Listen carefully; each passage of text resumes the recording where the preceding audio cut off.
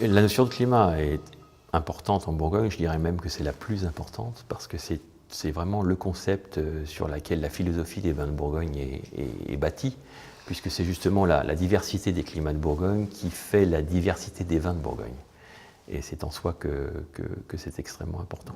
Décliner la logique d'appellation, c'est tout à fait normal pour nous de décliner cela au niveau de la parcelle, même au niveau des appellations régionales.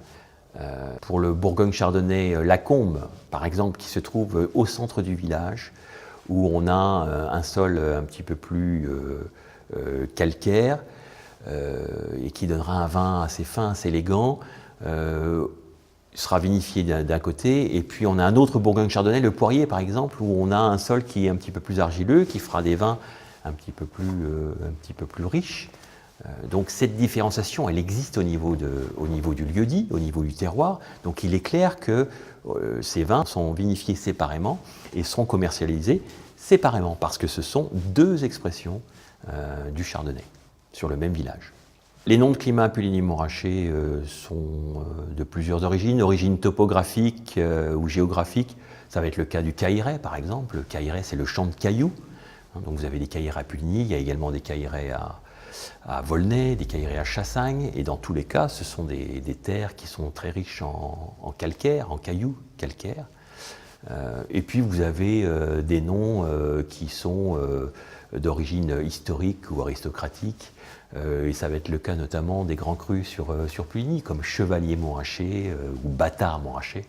Souvent les gens sont un petit peu perdus, alors il y a toujours une légende en fait sur Puligny-Montrachet qui est une petite histoire sympathique et mnémotechnique surtout pour bien mémoriser le nom de ces grands crus. Donc en fait c'est le seigneur du Montrachet, le Montrachet, qui au Moyen-Âge décide de partir en croisade. Il doit partir assez rapidement et est obligé d'annuler son mariage avec la Pucelle, qui est un premier cru de Puligny. Ceci dit, il demande à son chevalier, le chevalier Montrachet, de veiller sur la Pucelle en attendant qu'il revienne de croisade. Et bien évidemment, la Pucelle et le chevalier tombent amoureux et un bébé vient à naître. Le hic, c'est qu'il faut présenter le bébé, le bâtard, au seigneur de Montrachet lorsqu'il revient. Et donc le seigneur tient le bébé dans ses mains, un petit peu triste. Le bébé voit ça et commence à pleurer, et le seigneur de Montrachet dit « Crio, bâtard Montrachet !» Et puis finalement, le seigneur Montrachet, qui est un homme de grand cœur, finit par accepter la présence de ce bâtard et lui dit finalement « Bienvenue, bâtard Montrachet !» Voilà, donc vous avez dans cette belle histoire la totalité des noms des grands crus: Montrachet, Chevalier Montrachet, Bâtard Montrachet, Crio, bâtard Montrachet et Bienvenue, bâtard Montrachet.